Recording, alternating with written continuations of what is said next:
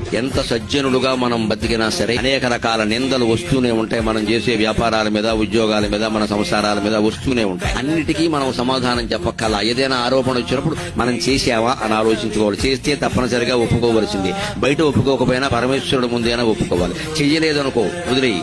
సముద్రంలో ఉన్నాక చిందులు తప్పవు, సంసారంలో ఉన్నాక నిందలు తప్పవు. ఎవరైంది ఒక్కటే. అనవసరంగా మన ఎవరైనా మాట అంటే మనం రెచ్చిపోవక్కర్లేదు. కుక్క మురిగింది కదా అని మనిషి మొరగడు. కుక్క నుంచి దూరంగా వెళ్ళిపోతాడు, కరుస్తుందేమో అనేది. మన జీవితంలో సత్ప్రవర్తన గురించి తెలియని వాడు ఎవడన్నా మన ఏమన్నా అంటే మనం పట్టించుకోకలా. ఎందుకంటే ఆ నీచుడు మాట్లాడితే సజ్జనుడైన వాడు సమాధానం కూడా చెప్పడు. మౌనంతోనే వాళ్ళ నోరు మోయించవచ్చు. ఒకటే లెక్క. ఎంత సదాచారంతో నువ్వు నడుచుకున్నా నిందలు వస్తూనే ఉంటాయి. కాబట్టే ఎప్పుడూ జాగ్రత్తగా ఉండాల్సింది ఏమిటంటే పరమ వైరాగ్య భావన ఒకటి మనస్సులో ఉండాలి. ఎంత సజ్జనులుగా మనం బతికినా సరే అనేక రకాల నిందలు వస్తూనే ఉంటాయి. మనం చేసే వ్యాపారాల మీద, ఉద్యోగాల మీద, మన సంసారాల మీద వస్తూనే ఉంటాయి. అన్నిటికీ మనం సమాధానం చెప్పక్కల. ఏదైనా ఆరోపణ వచ్చినప్పుడు మనం చేసావా అని ఆలోచించుకోవాలి. చేస్తే తప్పనిసరిగా ఒప్పుకోవలసింది. బయట ఒప్పుకోకపోయినా పరమేశ్వరుడు ముందేనా ఒప్పుకోవాలి. చెయ్యలేదనుకో వదిలేయి. సముద్రంలో ఉన్నాక చిందులు తప్పవు, సంసారంలో ఉన్నాక నిందలు తప్పవు. ఎవరైంది ఒక్కటే. అనవసరంగా మన ఎవరైనా మాట అంటే మనం రెచ్చిపోవక్కర్లేదు. కుక్క మురిగింది కదా అని మనిషి మొరగడు. కుక్క నుంచి దూరంగా వెళ్ళిపోతాడు, కరుస్తుందేమో అనేది.